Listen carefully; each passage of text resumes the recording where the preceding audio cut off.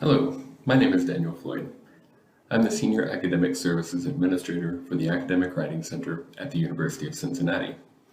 In this first video on plagiarism, we will discuss the various contexts surrounding instances of plagiarism to better understand how different cultures and individuals view plagiarism and how people engage in plagiaristic acts both intentionally and unintentionally. First, we need to talk about the purpose of writing.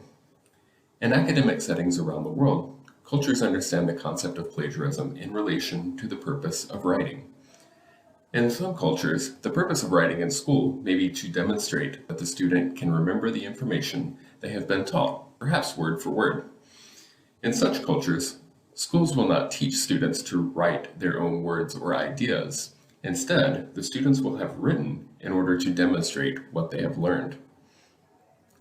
Additionally, because the expectation is that students will not write in their own words and will rather repeat what they have learned in the course of their studies, the teachers may not expect the students to reference, cite, or otherwise give credit to the original author.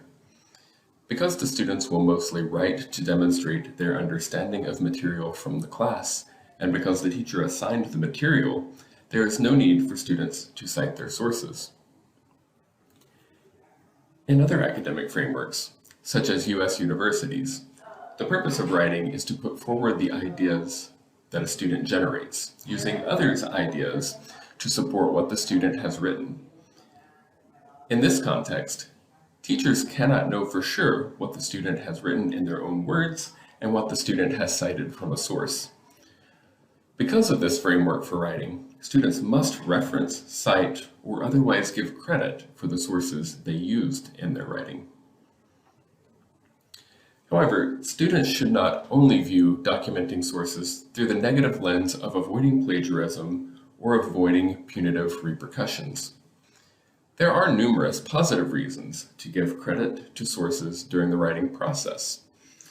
Going through the formatting process of a research project gives writers the opportunity to get to know their research better and to evaluate the sources once again. Source citations allow readers to find other relevant sources more easily when they read works on their research topics. When a writer accurately credits sources in their work, the documentation works rhetorically to bolster the claims made by that author. Citations show the foundation of research the writer has used to make the claims in their writing, including the use of reputable authors, credible journals, and recent scholarship. Documenting sources is not only a punitive process designed to spot plagiarism. Outside of the classroom context, the process is viewed positively and importantly as a means of honoring the work that came before, of bolstering a researcher's claims, and of providing a means to others to locate the research the writer used. Now let's talk about cultural contexts.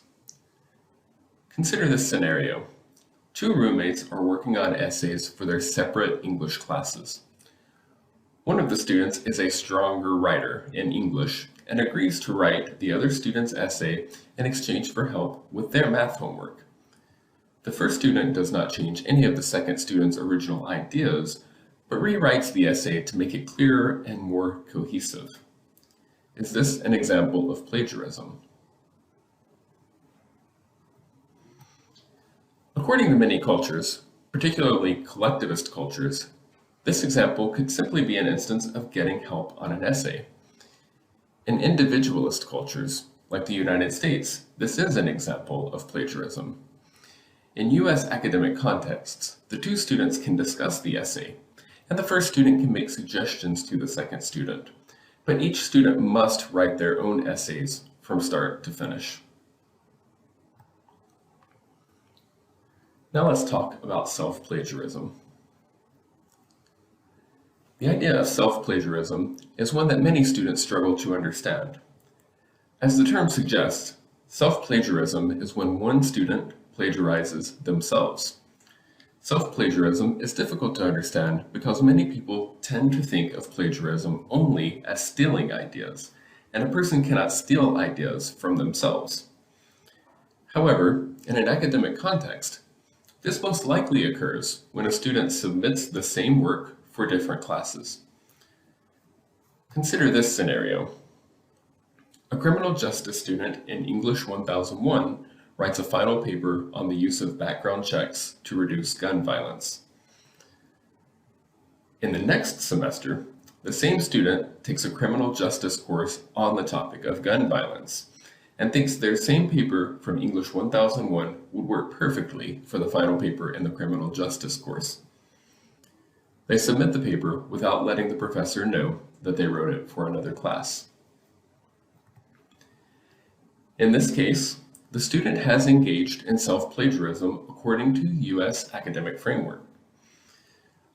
Although the student did not take anyone else's ideas or do anything intentionally dishonest, they did not create any work that originated in the criminal justice class. In the U.S. academic context, professors and administrators expect students to create work that responds to the unique contexts of each class they take. No matter how relevant the previous work may be, if it was not created as a unique response to a unique prompt, it is self-plagiarism. It is worth noting, however, that many professors are open to the idea of students building on previous work from other classes. If the student in this scenario had asked the professor about using the paper from the English 1001 course in the criminal justice course, the criminal justice professor may have granted their approval with a new set of expectations for how the student would revise the work to better fit the criminal justice course. Conclusion. In the U.S. academic context, plagiarism is a serious issue with significant consequences. It is important for students to take plagiarism seriously and to work to avoid plagiarizing the work of others, whether intentionally or unintentionally. However, the concept of plagiarism is contextual. Students at all levels and from all backgrounds may engage in plagiarism intentionally or unintentionally.